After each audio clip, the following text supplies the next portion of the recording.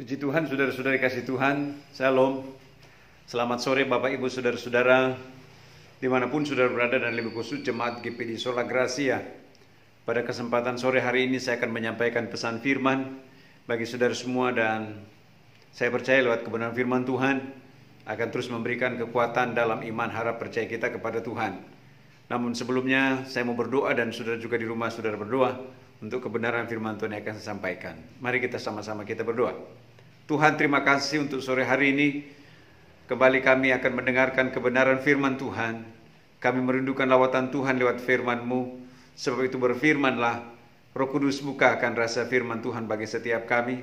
Kami rindu, kami haus, kami lapar akan kebenaran firman Tuhan.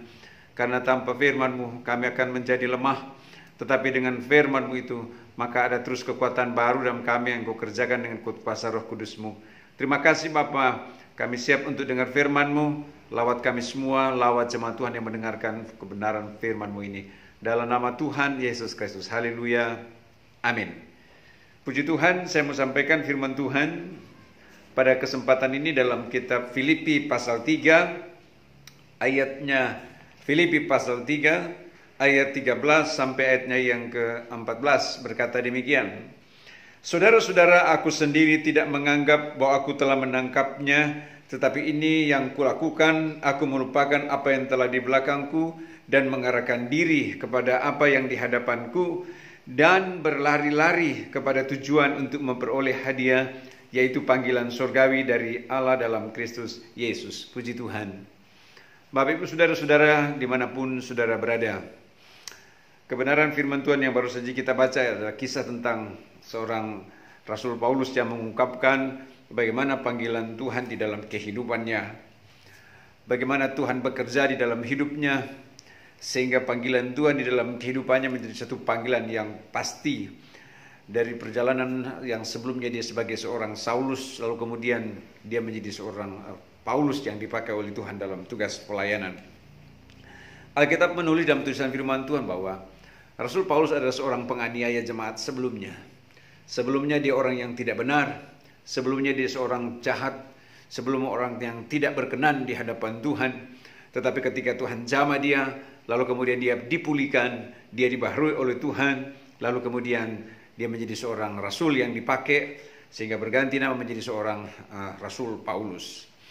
Menariknya dalam tulisan firman Tuhan, dalam tulisan dikisahkan di sini kitab Filipi, untuk dia memenuhi akan panggilan Tuhan dalam hidupnya, yaitu panggilan surgawi. Saudara, sebagaimana Rasul Paulus dipanggil untuk memenuhi panggilan Tuhan, yaitu panggilan surgawi. Dalam kehidupan saya, dalam kehidupan saudara juga pun, sejalan seperti apa yang menjadi panggilan dalam kehidupan Rasul Paulus, juga pun dalam kehidupan saya dalam tulisan firman Tuhan di sini, yaitu untuk memperoleh hadiah, dipanggil oleh Tuhan. Saya dan saudara kita dipanggil oleh Tuhan dalam panggilan kudus untuk Tuhan mau menyatakan rencananya di dalam kehidupan ini. Ayat ini berkata, dan berlari-lari kepada tujuan untuk memperoleh hadiah. Saya mau sampaikan kepada saudara-saudara sekalian bahwa kalau kita sadar dan kita tahu, dan memang Alkitab juga sudah menulis demikian, bahwa di depan ada hadiah, maka saya percaya kita akan terus dengan segala daya dan upaya. Kita akan terus seperti apa kata firman, berlari-lari dengan penuh semangat untuk mencapai hadiah yang ada di depan itu. Dan ternyata Alkitab sudah menulis demikian. Artinya dalam panggilan kehidupan kita, saudara dan saya, ada hadiah yang Tuhan siapkan. Dia memanggil saudara dari latar belakang hidup saudara yang berbeda-beda. Saya tidak tahu dari latar belakang apa kehidupan sebelum saudara-saudara. Tetapi ketika kita mau dipanggil oleh Tuhan untuk memenuhi panggilannya, ayat ini berkata, untuk kita memperoleh hadiah, panggilan sorga di dalam hidup ini. Haleluya, puji Tuhan. Saya sering sampaikan kepada jemaat bahwa kita dipanggil bukan manusia yang panggil, tapi Tuhan yang panggil. Sekali lagi, bukan manusia tapi Tuhan yang panggil. Dan karena dia yang panggil, maka pasti dia sanggup untuk jamin kehidupan saudara. Juga dia jamin kehidupan saya. Nah, dan panggilan di dalam kehidupan kita ini yang paling utama adalah untuk dia mau menyatakan karya keselamatan di dalam kehidupan kita. Nah, dalam panggilan itu apa yang terjadi dalam kitab Filipi pasal 3 ini ketika Rasul Paulus mengungkapkan ayat 8, malahan segala sesuatu ku anggap rugi karena pengenalan akan Kristus Yesus Tuhanku. Artinya bahwa Sebelum dia dipanggil oleh Tuhan, saudara-saudara kasih Tuhan, dan setelah dia dipanggil oleh Tuhan, dia merasa bahwa ini hal yang luar biasa, yang melebihi dari segala-galanya di dalam kehidupannya, saudara. Artinya, apa yang pernah dulu dia raih, apa yang pernah dulu dia capai, ya, dari hal-hal yang berkaitan dengan perkara-perkara dunia, ya, dia merasa, waduh, kerugian buat saya ketika saya mengenal Kristus. Artinya bahwa setelah dia mengenal Kristus, ada satu keuntungan yang lebih lagi, yang dahsyat dan yang luar biasa. Begitu juga dengan saudara-saudara, bahwa di dalam Kristus saya percaya, saudara dipanggil oleh Tuhan, maka engkau beruntung. Amin, saudara-saudara. Iya, sekali lagi engkau beruntung. Saya juga beruntung. Dan kalau engkau tahu dan engkau sadar bahwa ketika dalam Kristus itu engkau beruntung, maka mari kita menjaga terus akan panggilan Tuhan dalam hidup ini. Amin. Untuk kita tidak menyanyiakan kehidupan ini dalam kita melayani dan mengiring akan Tuhan.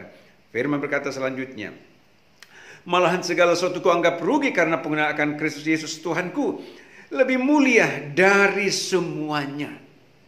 Saudara-saudara, dunia tidak memberikan jaminan kehidupan dalam hidup ini. Kalau Tuhan izinkan kita ada, masih tinggal di planet bumi ini, saudara-saudara, maka Rasul Paulus berkata itu berarti aku harus memberi buah. Dalam arti dalam panggilan dalam kehidupan ini untuk kita terus menjadi pribadi yang layak berkenan di hadapan Tuhan, untuk jadi berkat bagi orang lain. Maka firman Tuhan berkata, setelah dia mengenal Kristus, iya, ternyata ini paling mulia. Saudara-saudara, sekali lagi. Mengapa paling mulia? Karena Kristus yang memberikan jaminan di dalam kehidupan ini. Baik hidup sekarang, besok, sampai selama-lamanya. Sehingga apa kata dalam tulisan firman Tuhan? Lebih mulia daripada semuanya. Oleh karena dialah aku telah melepaskan semuanya itu dan menganggapnya sampah, supaya aku memperoleh Kristus. Saudara-saudara dikasih Tuhan, untuk memperoleh Kristus, memperoleh Dia. Saudara yang dikasih Tuhan, sekali lagi, apa yang saya sampaikan di awal tadi. Ketika seorang Saulus dengan segala apa yang dia punya, dengan segala kemegahan yang dia punya ketika sebelum dia mengenal Kristus. Saya mau katakan kepada saudara, dengan segala kejayaan yang dia punya sebelum dia mengenal Kristus, tapi setelah dia mengenal Kristus, dia merasa bahwa semuanya itu adalah sampah. Apa maksud dia di sini? Menunjukkan bahwa tidak ada yang bisa dibandingkan dengan ketika kita mengenal Yesus. Dari segala harta dunia, dari kekayaan dunia, tidak sebanding dengan apa yang akan kita dapatkan ketika kita mengenal Kristus.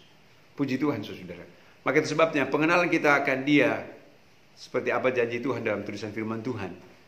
Maka saya percaya, itu memberi jaminan dan memberikan sebuah pemulihan di dalam kehidupan kita, dalam kita melayani dan mengiring akan Tuhan.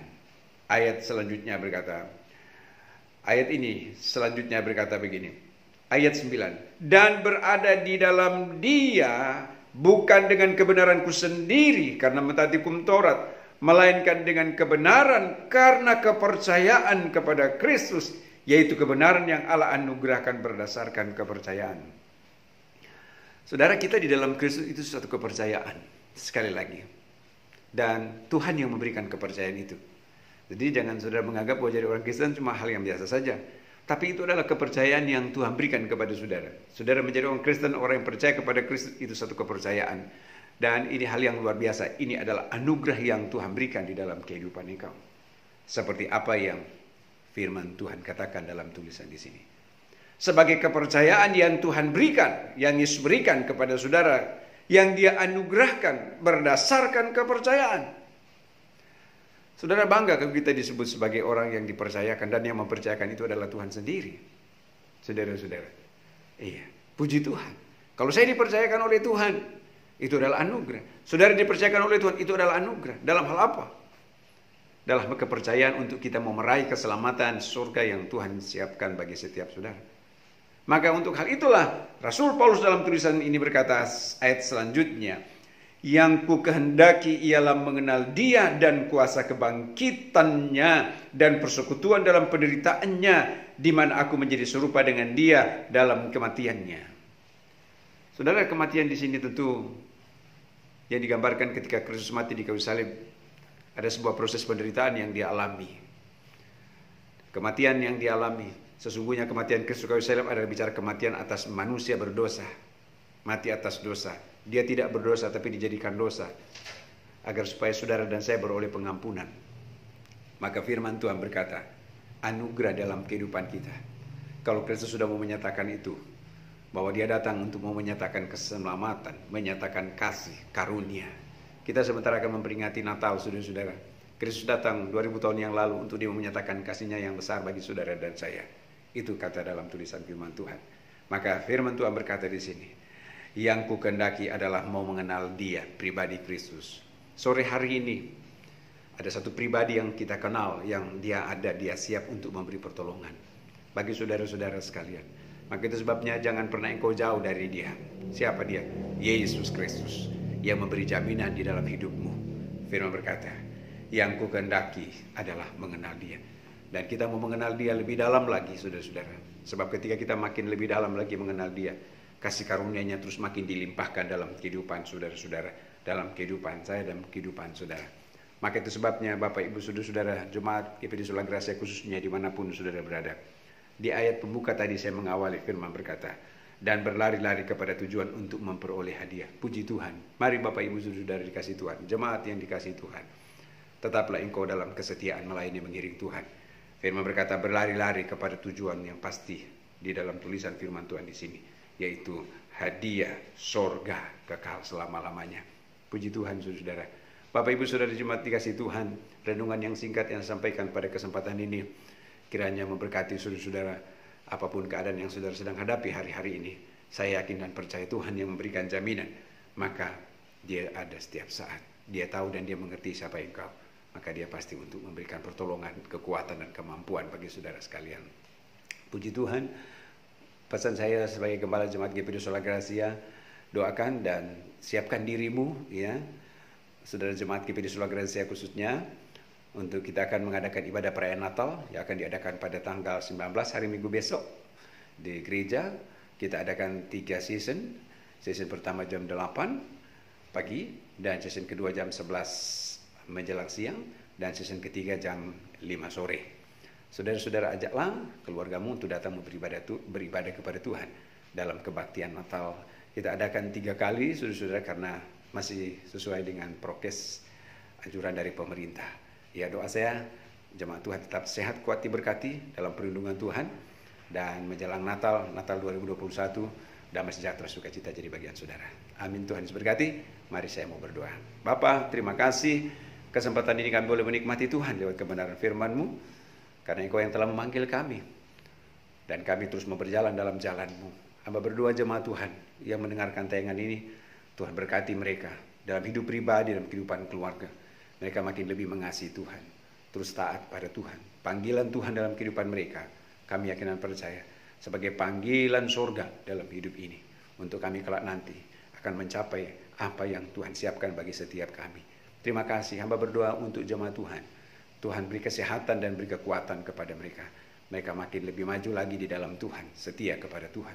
Terima kasih Bapa. Saat ini hamba berdoa demikian juga ibadah perayaan Natal kami nanti tanggal 19 Desember 2021. Tuhan tolong umat-umat-Mu datang untuk mau beribadah kepada Tuhan. Mereka boleh datang untuk menikmati Tuhan. Ada mujizat yang terjadi, ada berkat besar yang terjadi dalam kehidupan mereka. Terima kasih, dan hamba berdoa segala gangguan kuasa kegelapan roh iblis kami berdoa kami hancurkan dalam nama Yesus. Dalam nama Yesus ada kemenangan. Terima kasih, berkat-Mu turun atas kami, berkat jasmani terlebih berkat rohani. Di dalam nama Bapa, Putra, Roh Kudus, dalam nama Tuhan Yesus Kristus. Haleluya. Amin. Tuhan Yesus memberkati saudara-saudara sekalian. Bapak Ibu jemaat dikasih Tuhan. Selamat sore.